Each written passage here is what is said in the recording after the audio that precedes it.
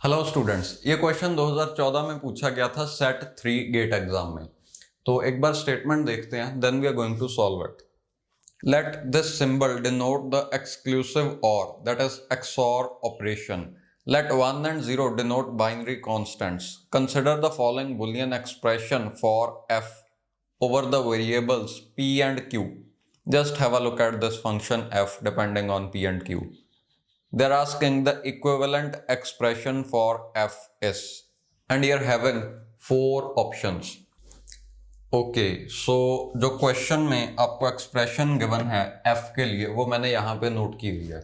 हमने इसे सिंप्लीफाई करना है, तो लेट्स स्टार्ट। देखो 1 XOR p ये क्या होगा, ये आएगा p कॉम्प्लीमेंट। सिमिलरली यहां पे आप चेक करो, यहां पे है q XOR 0, ये क्या आएगा, ये आएगा q।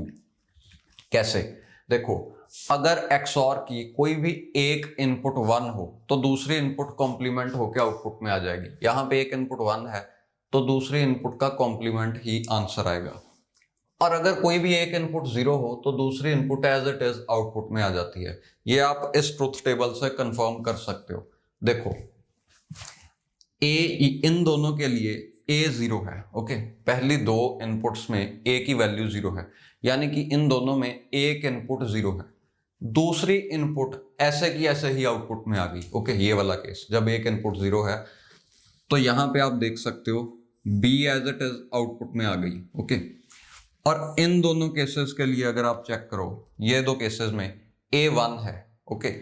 यानी कि जो ये दूसरी इनपुट बी होगी इसका कॉम्प्लीमेंट आउटपुट में आ जाएगा। ए 1 है यहाँ पे, तो 0 1 का कॉम्प्लीमेंट आया 1 0, वही आउटपुट आ गया, ओके। अब इससे आगे सॉल्व करते हैं, बट उसके लिए आपको पता होना चाहिए कि XOR गेट एसोसिएटिव है एज वेल एज कॉम्यूटेटिव है।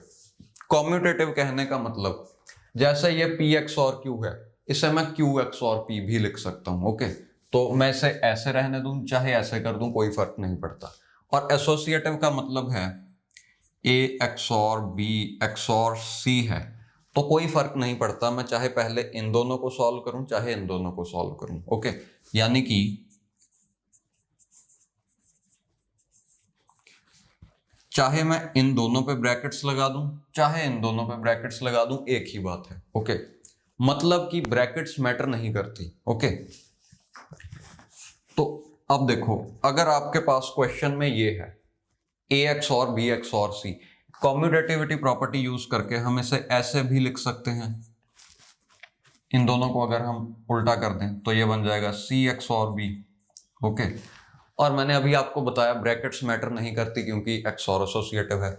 यानी कि अगर ये ऐसे है तो इससे हम ये भी बना सकते हैं, ओके। कहने का मतलब ये है कि चाहे आप इस P को इस P के साथ पहले XOR कर दो, कोई फर्क नहीं पड़ेगा, ओके। यानी कि ये जो ब्रैकेट्स आपको कंफ्यूज करने के लिए दी हैं, इन्हें सबसे पहले आप इरेज कर दो। Let us do that. यहां पे देखो आपके पास आया P बार XOR P XOR Q, फिर ये XOR P XOR Q, फिर ये XOR, इसका हमने सॉल्व करके लिखा था Q, इसका रिजल्ट Q आया था, ओके। अब मैंने कहा था आपको कोई भी XOR सिंबल आप पहले सॉल्व कर सकते हो, यानी कि आप चाहो तो पहले इन दोनों को सॉल्व कर दो, ओके। क्योंकि आप इस P XOR Q को Q XOR P लिख सकते हो, वैसा करने से आपके पास Q XOR Q आ जाएगा, ओके। यानी कि कहीं से भी कोई भी दो इनपुट्स उठाओ, उन्हें XOR करके लिख दो, so it doesn't really matter, answer same ही आएगा। दूसरी बात आपको ये पता होना चाहिए कि XOR की अगर दोनों इनपुट्स सेम हैं, यानी कि दोनों इनपुट्स या तो 0 0 हैं या 1 1 है, तो आउटपुट 0 आएगी। देखो 0 0 पे 0 आ रहा है, 1 1 पे भी 0 आ रहा है, ओके। और अगर दोनों इनपुट्स डिफरेंट हैं, यानी कि 0 1 और 1 0 पे आउटपुट 1 आ रही है, बस इतनी इंफॉर्मेशन काफी है इसे सॉल्व करने के लिए। So let's solve it.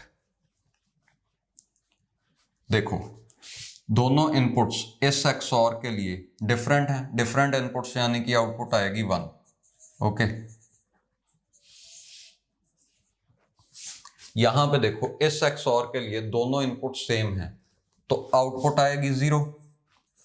अब फिर से वही यहाँ पे जो पहले स्टेप हमने परफॉर्म किया था वही करो। 1 के साथ XOR किया Q को तो आएगा Q कॉम्प्लीमेंट। ओके, P को 0 के साथ XOR किया तो P ही आ जाएगा, यानी कि ये रहा आपका आंसर Q XOR P। अब ये ऑप्शंस में शायद प्रेजेंट नहीं था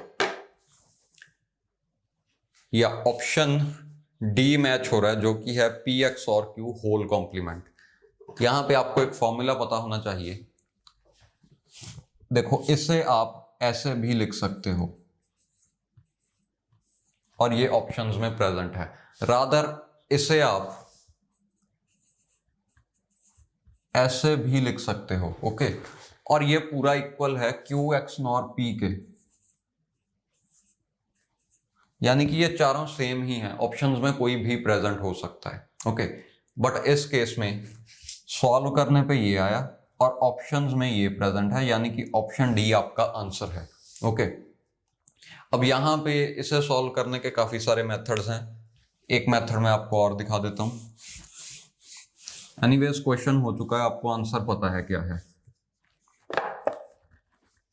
यहां पे चेक करो, ये जो XOR का सिंबल है इसकी पहली इनपुट ऐसे मान लो, दूसरी इनपुट ऐसे मान लो। ओके, इसकी दोनों इनपुट्स सेम है P XOR Q, P XOR Q। Okay, अब जब दोनों इनपुट सेम है यानी कि ये केस और ये केस 1 1 0 0, उनमें आउटपुट आती है 0। ओके, तो आपके पास बचा P बार XOR 0 XOR Q।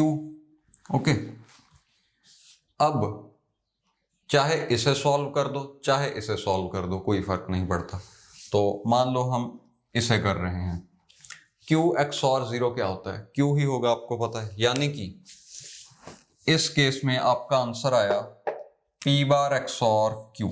ओके, आपका आंसर चाहे P बार XOR Q है चाहे Q बार XOR P है, कोई फर्क नहीं पड़ता। ऑप्शन डी दोनों के इक्वल ही है। ओके, ये दोनों सेम ही है। पिछली बारी हमने सॉल्व किया था आंसर ये आया, इस बारी सॉल्व किया आंसर ये आया। ओके,